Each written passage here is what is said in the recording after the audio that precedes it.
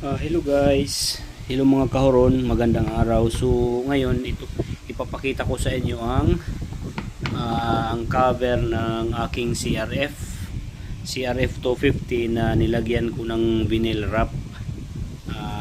Nilagyan ko ng Ferrari red na vinyl, tapos yung chameleon white, chameleon red nga pala, chameleon red na vinyl. So ang ikinaganda guys sa chameleon red, kasi ito guys, pag naiilawan siya guys, pag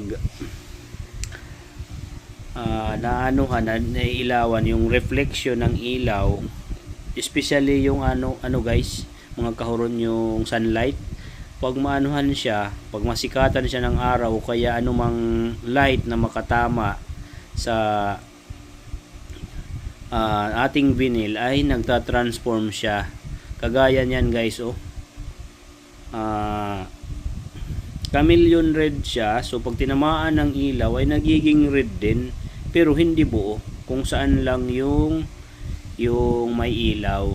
Guys, so tingnan nyo, ang ganda pala guys pag chameleon, kasi pag tinatamaan ng ilaw ay nag-iiba siya. Instead na puti ay nagiging pula siya.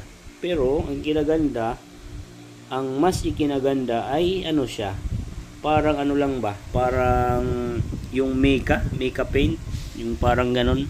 Hindi ko lang kabisado kung anong tawag doon, pero yung mga Mica na na pintura sa mga sasakyan na pag nailawan nag-iiba. So parang ganon siya.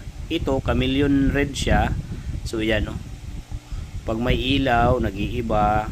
Actually ito yung ilaw dito sa bahay tumatama dito sa cover, so nag-iiba siya. Ang ganda guys, ang ganda pala pag chameleon.